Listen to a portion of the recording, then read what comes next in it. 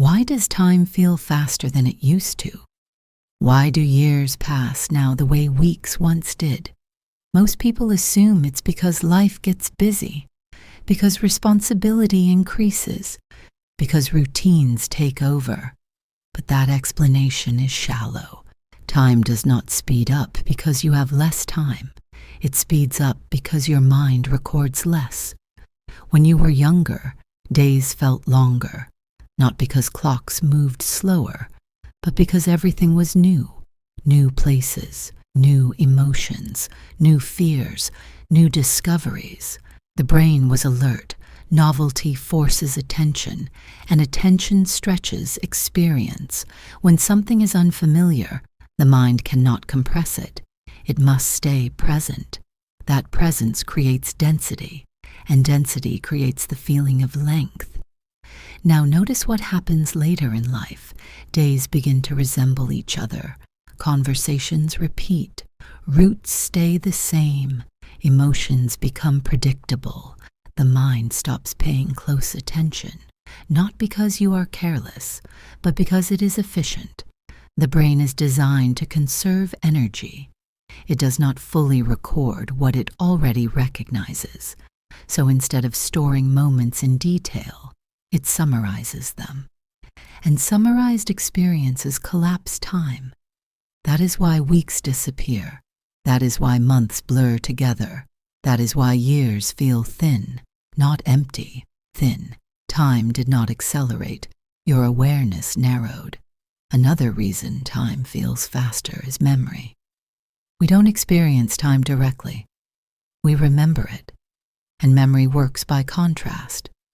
When a period contains many distinct moments, it feels long in hindsight.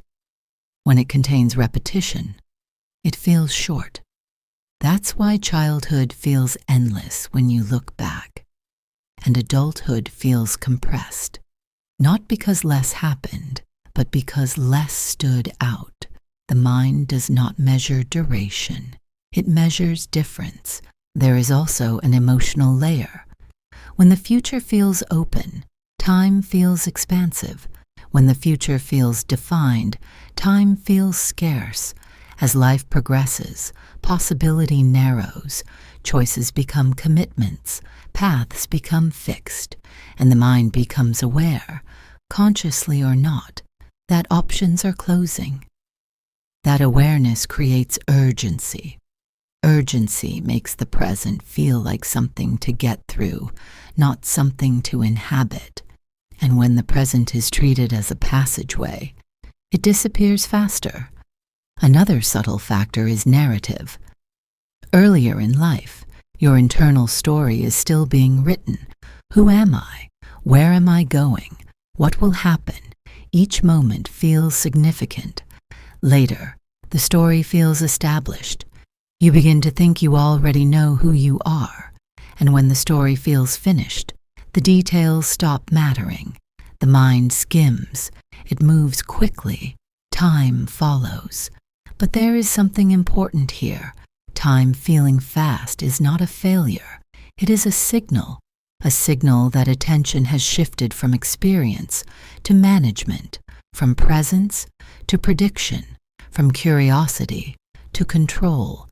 And the moment you notice this, something changes. Because time does not respond to clocks. It responds to awareness. When attention widens, time stretches. When awareness deepens, moments regain weight, not by doing more, but by noticing more. You don't slow time by chasing novelty. You slow it by fully inhabiting what already exists, by feeling instead of rushing, by observing instead of assuming.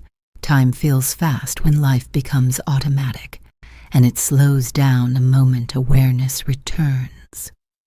So the question is not, why does time feel faster? The real question is, where did your attention go?